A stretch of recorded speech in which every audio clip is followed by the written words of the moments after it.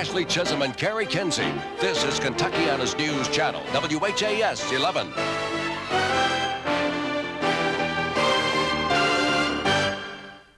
It's a miracle. Out of the mouths of babes, expressing what a lot of us felt today, the great balloon race takes flight over Kentuckiana. Good evening, everyone. I'm Donna Lacy. When word got out about the balloon race taking off, it was like a great convergence onto the fairgrounds. Folks came from out of nowhere to see something that's become kind of rare for the Derby Festival, a balloon race that actually happened. We take you back to the start of the great balloon race and the excitement that surrounded it. 3, 2, 1. The cannon fires, a big crowd cheers, and it's official. The great balloon race would be a go this year. In an instant, a flat stretch of nylon ballooned into a colorful display that's like a magnet to the eye. It was contagious. Balloons started inflating everywhere. And all around, charged excitement, even for those hard at work. How you doing? It's one of the great places. Sucker's hard to hold. But I wouldn't trade doing it, though. It's fun. Go balloons! Go balloons! Fight for them. And there they went, one by one, each followed by cheers, each surrounded by big grins and video cameras, of course. For the first time in 3 years, the balloon race was really happening, and people just couldn't believe it. It was exciting. And this was only the beginning. Nothing like it. Nothing like it. Great event. One of the best in the country. Now, the hair balloon, the lead balloon, headed deep into southwest Jefferson County. It was a direction not expected by those who followed by car from the ground. And as our Stephanie Collins reports, the race from the ground is just as serious as the one in the air. The hair out front, the chase is now on. From Sky 11, you can see the balloons breaking from the fairgrounds. And from the interstates, another chase is just beginning. So gentlemen, start your engines, set your flashers, and grab a good street map. Try to stay out of traffic this way and hit the back roads and find some escape routes, and hopefully get around where they put the X down and land the balloon. The hair was heading south, and so was everyone else. But first, a few pictures. Yeah, just catching them on video for the future.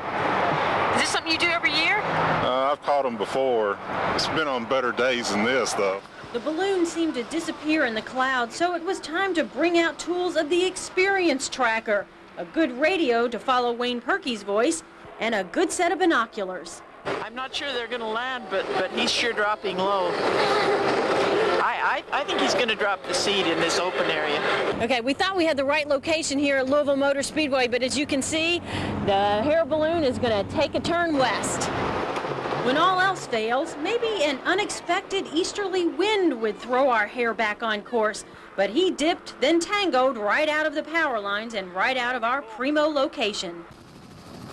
The hare, more like the tortoise today, came out the winner, finding an open spot among the power lines, trees, and homes to make his mark. But here it is in Grandpa's yard. No, this isn't the winner, but after winding our way through an endless close encounter with tailpipes, this balloon looked awfully good. We were glad to be here, and so was the pilot. We saw the hare just a little ahead of us. We were lined up pretty good. But beyond the hare, which we're supposed to go, is nothing but trees.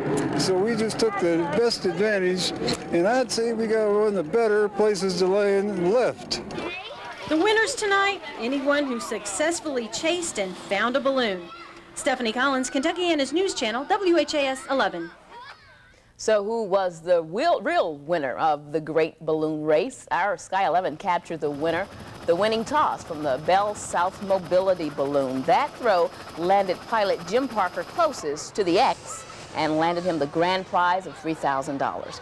Kroger's Flying Penguin, piloted by James Burke, came in second, and the Cellular One balloon under the command of pilot Robert Ambo came in third. And that third-place balloon is just one of several balloons that faced some big challenge for the balloon pilots. Ideally, the wind would guide them towards some nice big open fields, but not this time. Check out the Cellular One balloon shot from Sky 11. You can see how it's surrounded by lots of trees, not much room for a touchdown there. Other balloons face the same challenges in this part of the county. Even the Hare balloon had a heck of a time finding a place to drop the Big X. Piloting skills were really put to the test today. A big day for balloonists, and this coming Tuesday will be a big day for Indiana voters deciding on riverboat gambling. Residents in these Indiana counties, Harrison, Crawford, and Jefferson counties, will go to the polls on May 3rd. Today, the News Channel's Lisa Chiava spoke with residents in 2 of those counties about getting out the votes. But we must have that which is real, not which appears to be real. The people at Trinity Assembly of God are hearing the last sermon before they vote on whether to approve gambling in Harrison County. These are their supporters against floating casinos. To them, the issue is also a moral question. I feel like it's very destructive for our families and things like that when people use that money that they need for the families. They fear an increase in crime and gambling addiction, too. That's why in the 2 days before the vote, they'll look for converts, pass out signs, and get out the vote. We'll be making phone calls to see if people have voted yet. If they've not, we're going to encourage them to vote. And if they need a ride to the polls, then we'll give them that ride. Church groups in Crawford County are doing the same. But also in Crawford, the pro-gambling folks are having a rally. This group predicts Crawford County will vote yes to the vote. I think we probably have a better chance than Harrison County. Harrison County is more prosperous. This is the poorest county in Indiana. So promises of new tax money and 1,000 new jobs are going over well.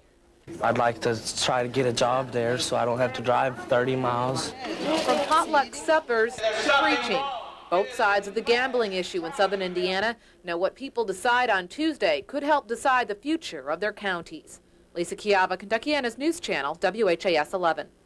You'll remember some southern Indiana voters have seen all of this gambling frenzy before. Last fall, people in Clark and Floyd counties voted down riverboat gambling.